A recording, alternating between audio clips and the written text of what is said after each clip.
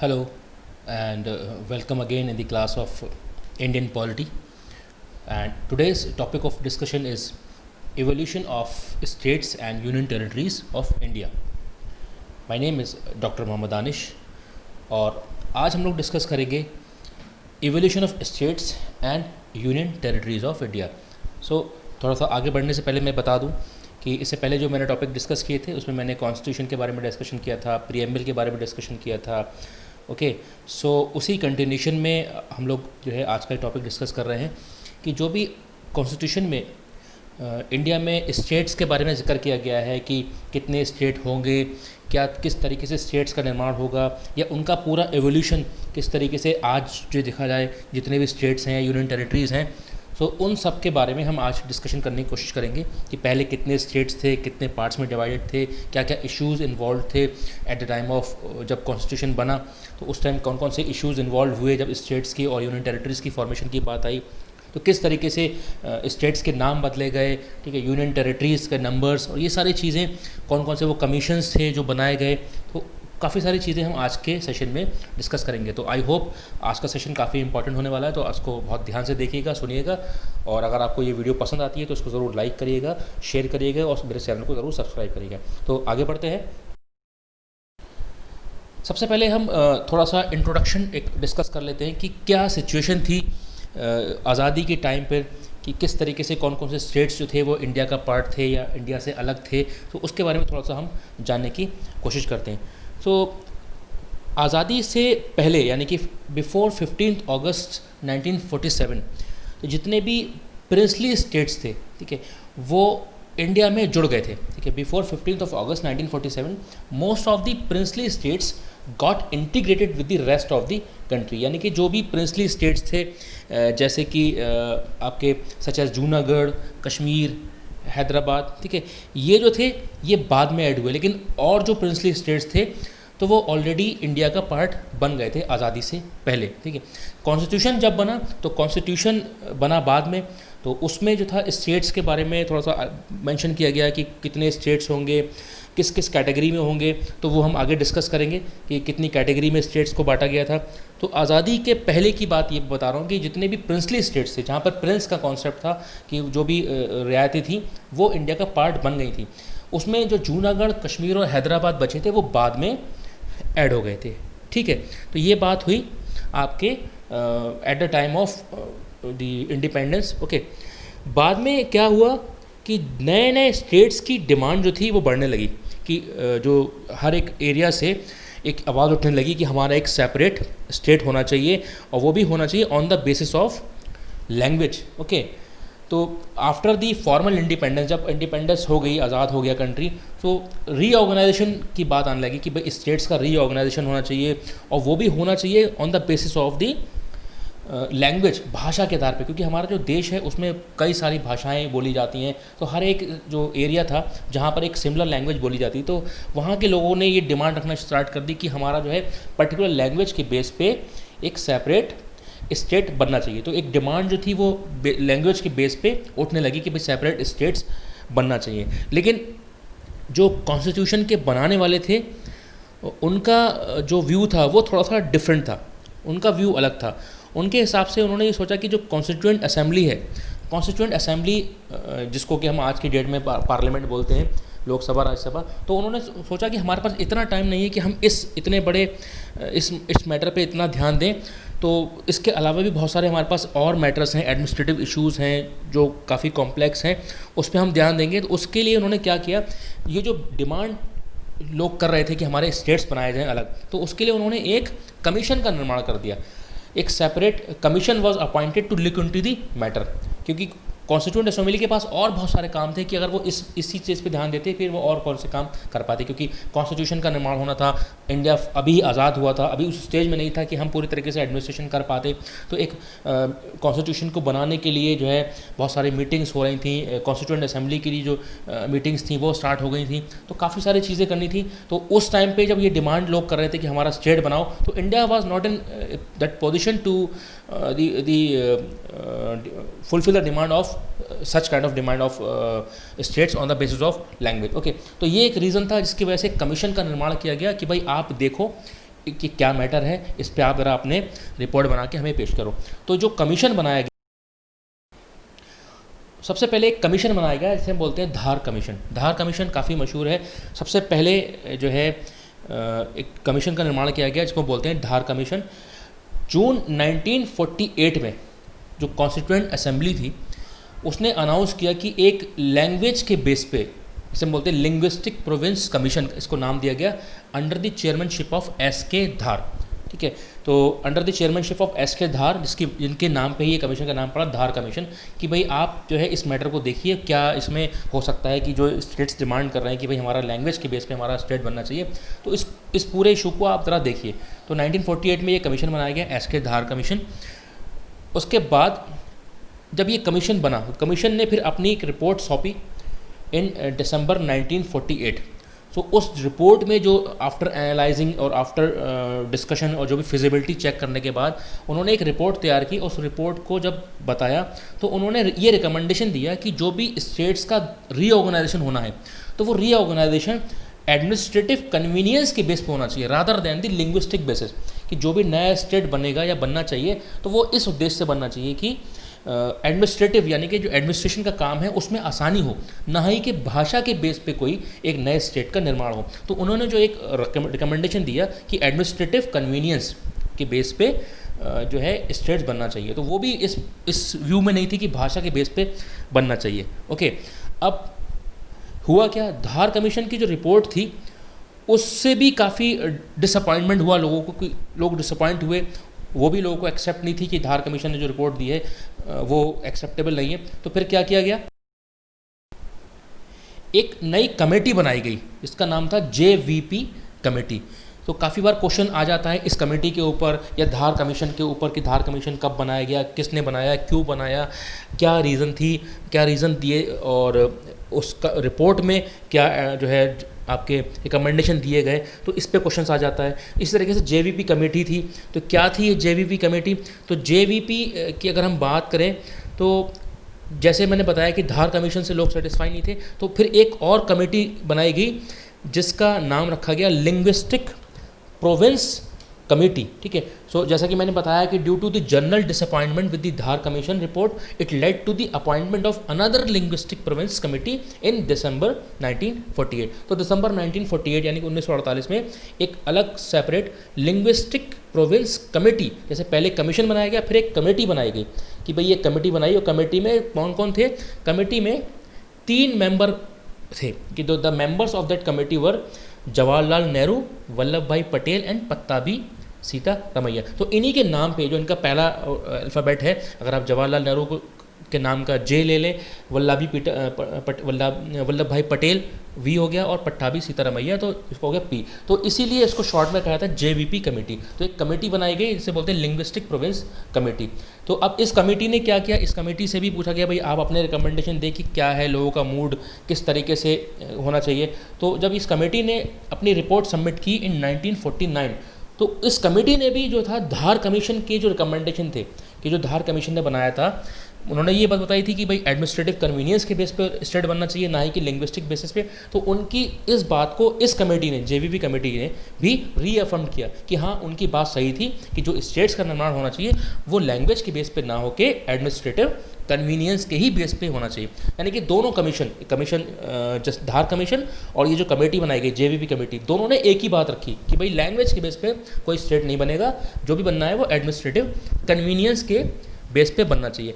फिर later on हुआ क्या, अब ये दोनों एक कमेटी और कमीशन की रिपोर्ट आने के बाद हुआ ये कि भाई इस इशू को पोस्टपोन करने की बात की। भाई अब ऐसा है भाई इस इशू को कुछ साल के लिए पोस्टपोन कर दिया है। तो इस कमेटी ने ये भी रिकमेंडेशन दिया कि इस इशू को अभी हम कुछ टाइम के लिए पोस्टपोन कर देते हैं, यानी कि जो नए प्रोविंस का बनना है इसको कुछ सालों के लिए पोस्टपोन कर लेते हैं। इसके अलावा जो मैटर्स हैं, इंपॉर्टेंट मैटर्स हैं, उस पर हम लोग ध्यान देते हैं, ना ही कि अभी इतनी जल्दी हम इस बात पे ध्यान दें। इसको हम आगे डिस्कस करने की कोशिश करेंगे और ये जानेंगे भाई लोगों की ओपिनियन क्या है, किस तरीके से क्या होता है, तो बाद में इस इशू को हैंडल करेंगे। फिलहाल अभी हम इसको हैंडल नहीं करते हैं। तो ये एक कमेटी ने रिकमेंडेशन दिया। ओके, चलिए आगे बढ़ते हैं। नाउ अब हम बात करते हैं arrangement of states as on 26 of January 1950, यानी कि जब हमारा कॉन्स्टिट्यूशन बन के इनैक्ट होके अडॉप्ट होके इन्फोर्स हो गया, बाद में आ गया 26 जनवरी 1950 को, जिसे हम रिपब्लिक डे बोलते हैं। तो उस टाइम पर जब कॉन्स्टिट्यूशन बन गया था, बनने के बाद जब हमारा रिपब्लिक हम लोग घोषित हो गए थे, हमारा गणतंत्र हो गया था, उस टाइम पे क्या सिचुएशन थी। जब नया रिपब्लिक बना 26 जनवरी 1950 को, तो जो कॉन्स्टिट्यूएंट्स यूनिट्स थी इंडियन यूनियन में, जो हमारे इंडिया का यूनियन है, ठीक है, तो इंडियन यूनियन में जो कॉन्स्टिट्यूएंट्स यूनिट्स थी, तो उनको 4 पार्ट्स में डिवाइड किया गया, part A, part B, part C and part D. तो एक्चुअल में जब कॉन्स्टिट्यूशन बन के आया और 26 जनवरी 1950 को, तो उस टाइम पे हमारे इंडिया के यूनियन में 4 कैटेगरी में स्टेट्स थे, जैसे कि part A, part B, part C and part D. तो उसको हम डिस्कस करेंगे कि पार्ट ए में क्या है। अब मैं आपको बताता हूँ, जैसे कि पार्ट ए जो स्टेट्स थे वो थे आपके अर्ट्सवाइल गवर्नर्स प्रोविंस, जो पहले गवर्नर्स की प्रोविंसेस थी। जो पहले गवर्नर का कॉन्सेप्ट था कि भाई हर एक जगह एक गवर्नर नियुक्त किए जाते थे, तो उनको पूरी प्रोविंस चलाने का उनको अधिकार दिया हुआ था। तो उनकी जो प्रोविंसेस थी, तो उसको स्टेट में कन्वर्ट किया गया, पार्ट ए स्टेट्स में। तो कितने थे वो? 9 states were there in the part A states. वो कौन कौन से थे? आसाम, बिहार, बॉम्बे, उस टाइम पे बॉम्बे बोला जाता था, एमपी जो आज का एमपी है उस टाइम बोला जाता था सेंट्रल प्रोविंस एंड बेरार। तो ये जो एरिया था सेंट्रल प्रोविंस और बेरार, मैड्रास जो अब चेन्नई बोलते हैं, जो पहले तो मैड्रास स्टेट्स था, लेकिन अब मैड्रास को फिर बाद में जो है आपके चेन्नई, उसके बाद उड़ीसा, पंजाब को पहले बोलते थे फॉर्मरली ईस्ट पंजाब का एरिया, उत्तर प्रदेश जो पहले यूनाइटेड प्रोविंस कहलाता था, एंड वेस्ट बंगाल। तो ये 9 स्टेट जो थे वो पार्ट ए का पार्ट थे, और ये सब थे पहले अर्ट्सवाइल गवर्नर्स प्रोविंस। तो ये हो गया आपका part A states. Part B states कौन से थे? पार्ट बी स्टेट्स में आते हैं आपके अर्ट्सवाइल प्रिंसली स्टेट्स, मतलब ये प्रिंसली स्टेट्स थे, गवर्नर प्रोविंस नहीं थे, ये प्रिंसली स्टेट्स थे। जैसे कि मैंने बताया कि जूनागढ़, जम्मू कश्मीर, सब बाद में ऐड हुए। तो इस तरीके के ये भी प्रिंसली स्टेट्स थे। कौन कौन से वो स्टेट्स थे?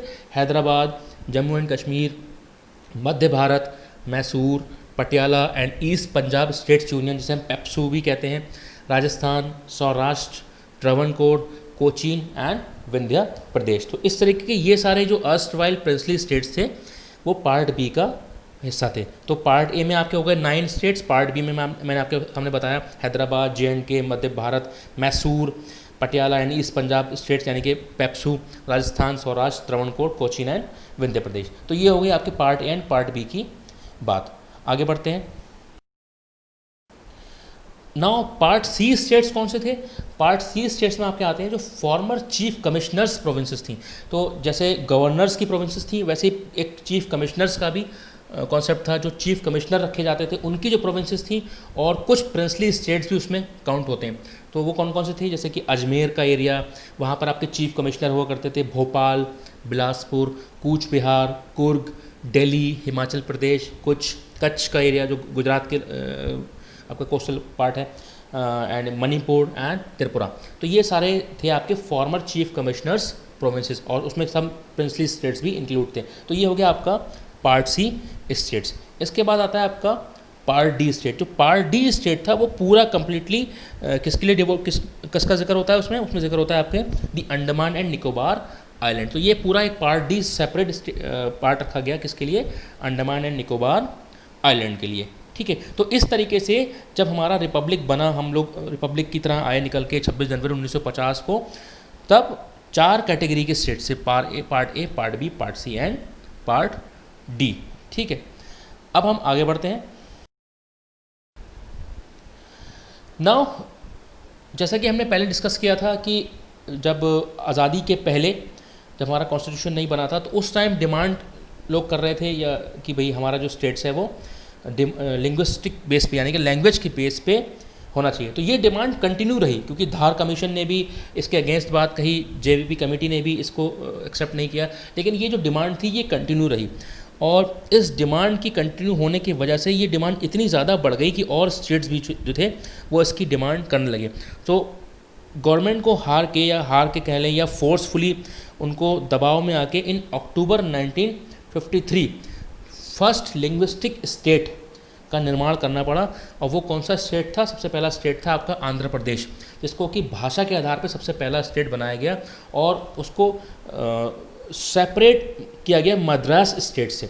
तो मद्रास स्टेट से जो तेलुगु स्पीकिंग लोग थे, जो तेलुगु भाषा जो है जो आंध्र में बोली जाती है, तो तेलुगु स्पीकिंग लोग थे, वो मद्रास स्टेट से अलग करके एक सेपरेट स्टेट बनाया गया आंध्र प्रदेश। तो जैसे कि आज के डेट में देखा जाए तो छत्तीसगढ़ को मध्य प्रदेश से निकाल के बनाया गया, या बिहार में से झारखंड बना, तो जो आंध्र प्रदेश है ये मद्रास स्टेट्स में से वो एरिया कट किया गया जो कि तेलुगु स्पीकिंग था, जहाँ तमिल जो आपके तेलुगु भाषा बोलते हैं उसको अलग करके इन अक्टूबर 1953 में भाषा के आधार पर पहला स्टेट बनाया गया। ठीक है, तो ये बात हो गई आपके आंध्र प्रदेश की। अब इसमें किसका बहुत इंपॉर्टेंट रोल था कि जो सरकार को झुकना पड़ा और एक भाषा के आधार पर पहला स्टेट बना? सो एक बहुत मशहूर नाम है द पोट्टी श्री रामुलु। ठीक है, एक थे बहुत ही एक्टिविस्ट और यही डिमांड कर रहे थे, पब्लिक को रिप्रेजेंट कर रहे थे कि भाई भाषा के आधार पर एक सेपरेट स्टेट बनना चाहिए और तेलुगु स्पीकिंग पीपल जो है वो मद्रास स्टेट से अलग होकर एक अलग स्टेट बनना चाहिए। तो उनकी 56 डे की यानी कि 56 डे की एक हंगर स्ट्राइक थी और एक काफ़ी लंबा एजिटेशन चला, जिसकी वजह से इस आंध्र प्रदेश का निर्माण हुआ। तो ये एक कहानी रही एक भाषा के आधार पे एक नए सेपरेट स्टेट आंध्र प्रदेश के बनने की। और कौन इसमें इन्वॉल्व था? पोट्टी श्री रामुलु। ठीक है, तो ये तो बात हो गई आपके फर्स्ट लिंग्विस्टिक स्टेट की। अब हम बात करते हैं, एक कमीशन आया था इसके बाद, इसको बोलते हैं फजल अली कमीशन। ये क्यों आया? जब आंध्र प्रदेश का निर्माण हुआ, जब जो आंध्र प्रदेश बन गया, तो इसकी वजह से अदर स्टेट जो थे उनकी जो लैंग्वेज के बेस पे राज्य बनाने की डिमांड थी वो और ज़्यादा बढ़ गई। जब लोगों को लगा कि आंध्र प्रदेश बन सकता है भाषा के आधार पे एक सेपरेट स्टेट, तो हमारा क्यों नहीं? तो ये जो डिमांड थी ये काफ़ी ज़्यादा बढ़ गई। तो एक कमीशन का निर्माण करना पड़ा इन दिसंबर 1953। और उस कमीशन में कौन कौन मेंबर थे? उसके चेयरमैन बनाए गए फजल अली, और उसके जो अदर 2 मेंबर्स थे वो थे आपके HN Kunzru and KM Panikkar. ठीक है, तो under the chairmanship of mister Fazal Ali, other members पर HN Kunzru and KM Panikkar. तो ये एक 3 मेंबर बॉडी जिसे हम बोलते हैं कमीशन बनाया गया इन दिसंबर 1953। ठीक है, क्यों बना? क्योंकि आंध्र प्रदेश के बनने के बाद और स्टेट्स जो थे उन्होंने भी भाषा के आधार पर अपना स्टेट बनाने की डिमांड को और इंटेंसिफाई कर दिया और बढ़ा दिया। तो इस वजह से एक कमीशन का निर्माण करना पड़ा कि भाई आप इस पूरे सवाल को देखिए, इस मैटर को देखिए कि भाई कैसे हैंडल करना है, क्या करना है। तो क्या किया, अब कमीशन ने जो अपनी अप्रोच दी या अपनी जो एक रिपोर्ट सबमिट की, तो उस रिपोर्ट में उन्होंने 2 चीज़ों को बहुत ध्यान दिया। उन्होंने कहा कि भाई एक बैलेंस्ड अप्रोच होनी चाहिए। बैलेंस अप्रोच का मतलब जो उस राज्य के रीजनल सेंटिमेंट्स हैं, भाई लोगों की जो भावनाएं हैं उनका भी हमें ख्याल रखना है, और देश के हित का यानी कि नेशनल इंटरेस्ट को भी ध्यान में रखते हुए हमें एक बैलेंस अप्रोच अपनानी होगी।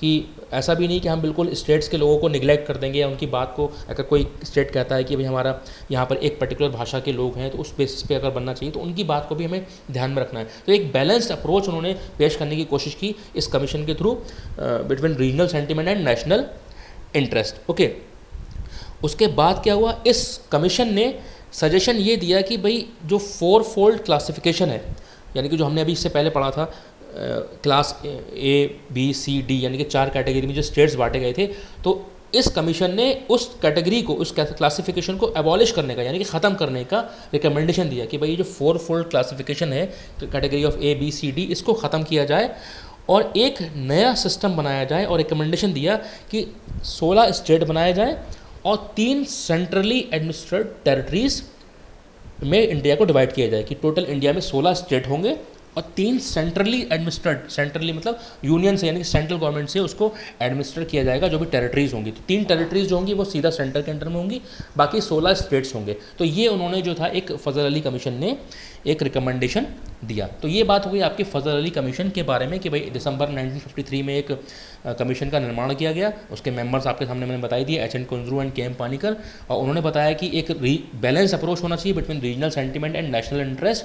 4 फोल्ड क्लासिफिकेशन को उन्होंने एबॉलिश करने की बात रखी और ये रिकमेंडेशन दिया कि 16 स्टेट्स होना चाहिए और 3 सेंट्रली एडमिनिस्ट्रेटेड टेरिटरीज होना चाहिए। आगे बढ़ते हैं।